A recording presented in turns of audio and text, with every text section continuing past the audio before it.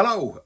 There was quite an amusing story in the news a couple of weeks ago. This very young TikTok star and influencer was on holiday in Wales and posted to all her fans, "Oh my God, you guys! I found this secret village in Wales. This hidden village, and I found it, and nobody knows it's here, and it's amazing, and it looks like something from coastal Italy. It's incredible. This secret hidden village, and I found it." And all her fans were like, "Oh my God, you found this secret village! Oh my God!"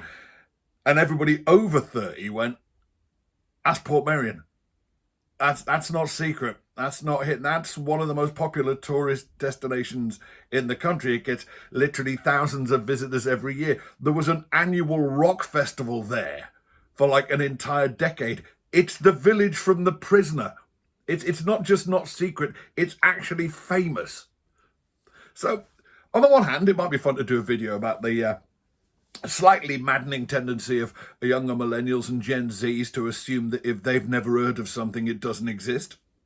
But then I thought, no, let's talk about The Prisoner, because I don't think I've ever done a video about The Prisoner, and it was a show which was incredibly important to me when I was growing up. So here are 6 reasons why The Prisoner might just be the most important TV show ever made. Now, before we go on, bit of background. 1966, Patrick McGoohan, TV leading man, has just done 4 seasons of a secret agent show called Danger Man, which in the States was actually just called Secret Agent.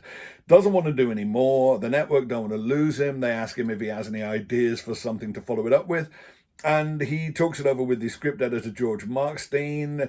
McGoohan, before he became a TV star, won all kinds of awards in the theatre for appearing in Ibsen plays. And I think he wants to do something a bit deeper and maybe a bit countercultural. Maybe something which addresses, the relationship between the state and the individual.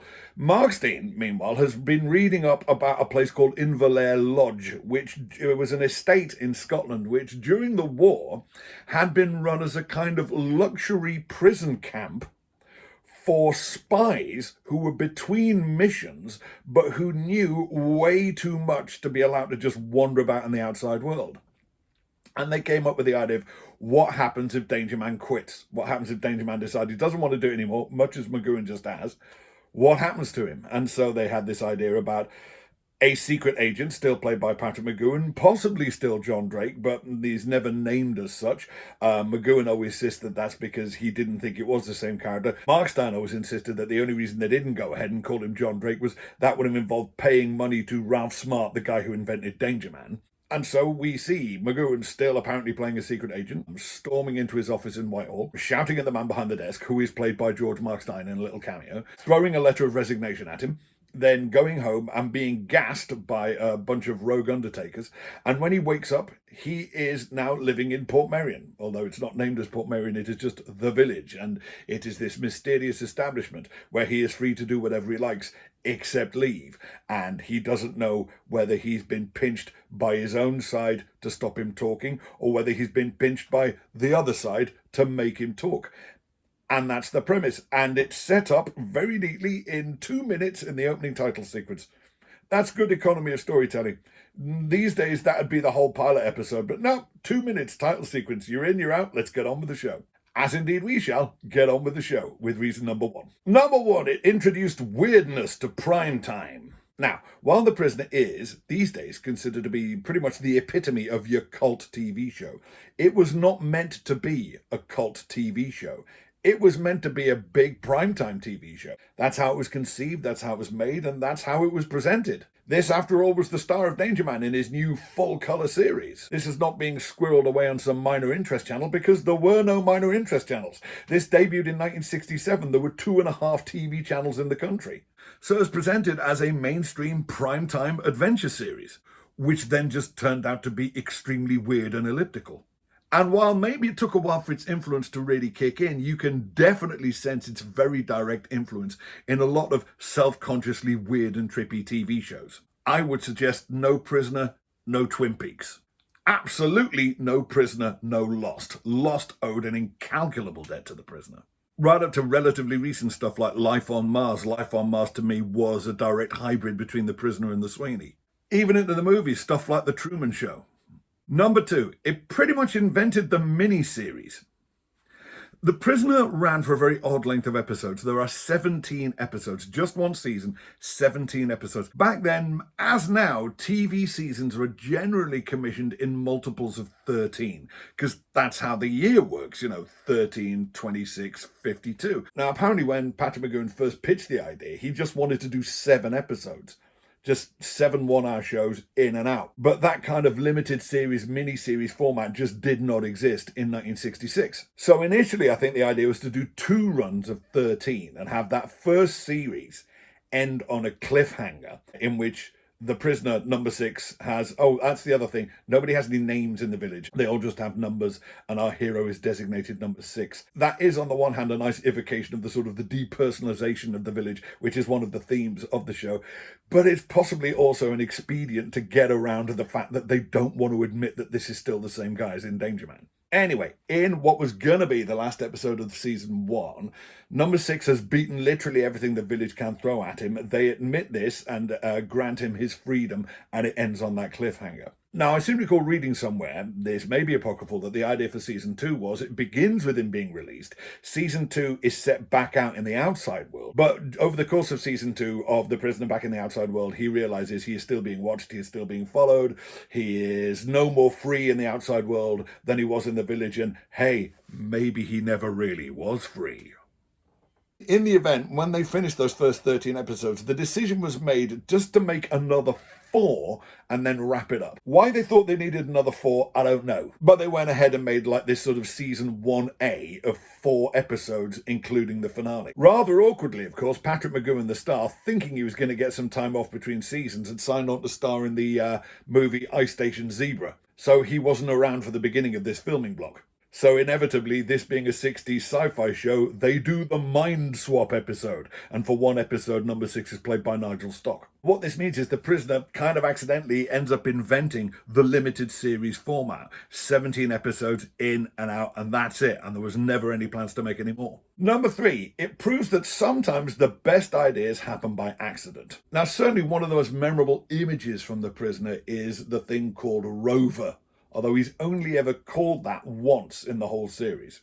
The rest of the time he's unnamed. And I say he, it's really an it. It's this sort of sentient weather balloon, which is the village's last line of defense. If you get past all the security cameras and manage to beat up all the t-shirted goons, then this weather balloon pops up out the sea and flattens you, suffocates you, and drags you back to the village. It's probably the most out there fantasy element in the show, certainly until you get to the last couple of episodes. And it was an accident, because in the script, Rover is not a sentient weather balloon.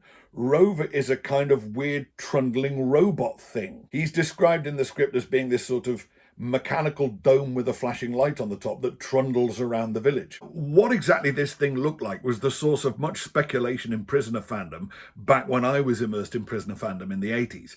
But I think in the 90s, some footage of it actually turned up. I think it's home movie footage that was being shot on a Super 8 camera by somebody who just happened to be in Portmeirion at the time, because certainly no officially filmed footage of Rover Mark 1 exists. But we've all now seen what Rover Mark 1 looked like, and it's shit. It looks like a sort of angry cupcake. And by all accounts, it was just a mechanical nightmare because there was a guy on a go-kart inside it who couldn't see out. So it just sort of bumped into things. And also, thinking about it, wouldn't he slowly die of carbon monoxide poisoning if he's driving a small engine go-kart with this dome completely covering him? Anyway, after about a day of this thing on set, it became apparent that it was bloody useless. Now, at what point they decided to go with weather balloons, or how they were inspired to use weather balloons instead, there are many different accounts. But go with weather balloons they did, and it's a fantastic image. And now it's sort of the central part of the iconography of the prisoner, is this guy being pursued by this vast white sphere. And like I say, it was a last-minute kick-bollock scramble on set because their stupid bloody angry cupcake prop didn't work. Number 4, it is both ahead of its time and a perfect snapshot of its time. Now, like I say, while The Prisoner is kind of innovative in terms of subject matter and inadvertently innovative in terms of format, on the other hand, it couldn't be more 1967 if it tried. It's so Summer of Love. It's so Sergeant Pepper's. The last episode even begins with All You Need Is Love. So while The Prisoner maybe goes further into the sort of the metaphysical, allegorical end of things than many of its contemporaries, of which more in a minute, it wasn't the only trippy spy show on British TV. The Avengers really hit its stride. That's the Steve and Mrs. Peel Avengers, not the Captain America Avengers. The Avengers really hit its stride when it embraced that kind of weird cartoony Englishness going into the colour episodes. And the idea of blending sort of traditional spy series tropes with fantasy elements was being explored in rather more prosaic fashion in another series called The Champions, which is about a bunch of secret agents who get magical powers.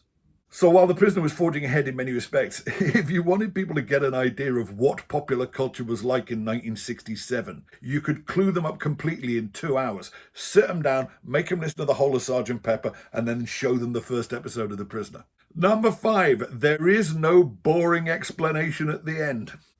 Of all the TV shows which owe an obvious debt to The Prisoner, the one which I saw recently, which reminded me the most of The Prisoner, was a thing which came out about 5 or 6 years ago called Wayward Pines. Starred Matt Dillon. It was about a cop investigating the disappearance of another cop in this little mountain town. He goes to investigate his car crashes. He wakes up in the hospital in the mountain town, and now they won't let him leave. And when he tries to leave, he finds himself hemmed in by these really advanced security measures. And also, something weird appears to be going on with time, because his partner came looking for him and has been in this town for about 20 years and as such is now older than him. So something weird is going on with it. And it was a pretty good mystery. And then at the end of season 1, you get to find out what's going on. And it's like, oh, okay. Yeah, that's quite a neat idea, I guess. But then they try and do a season 2, and it's a complete bloody waste of time because the whole point of the show was what's going on. And now you've explained what's going on, it makes the whole thing a bit prosaic and just not very interesting anymore. And that is a mistake that a lot of the things that rip off The Prisoner try to do, including, incidentally, the remake of The Prisoner. There was a belated reboot of The Prisoner, actually a reboot, not using the word incorrectly this time. Reboot of The Prisoner came out in 2009, starring Jim Caviezel and Ian McKellen. It was hyped up a bit before it came out. It was much hyped up like the Comic-Cons of the world. And then it came out and pretty much vanished without trace and has almost never been mentioned again since.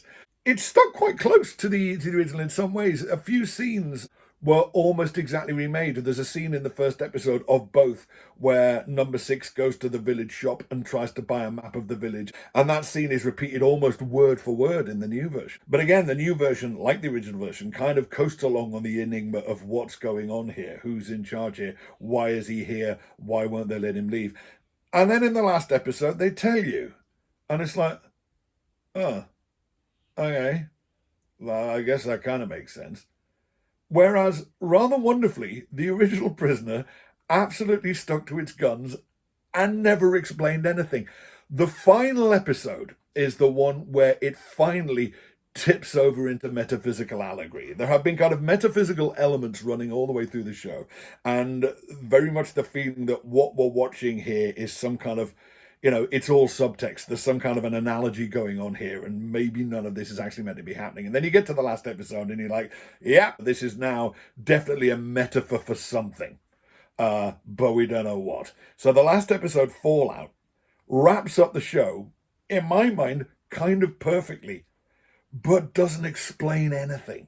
And apparently at the time, people were kind of angry about it. I mean, on the one hand, maybe I'm being a bit of a hypocrite here, because one of the things which annoyed everybody about Lost was the fact that it kind of ambled along to the end and then just stopped without really explaining anything. But the thing about Lost is, you got the impression that they were always going to explain it at the end, and then when they came to try and explain it at the end, they realized that they couldn't because they hadn't ever really known what it was about in the first place. When you get to the end of The Prisoner, you are very much under the impression that this show was never going to tell you what was going on. That was never on the agenda. Number 6, often imitated, never beaten. There have been many attempts to kind of recapture the magic of The Prisoner. There have been references to it all the way through pop culture ever since it was on. There was a Simpsons episode that was a direct Prisoner parody, and Patrick McGoohan actually turns up in it and does his own voice. Many, many rock videos have referenced The Prisoner. Many other TV shows have alluded to The Prisoner or done the Prisoner-esque episode.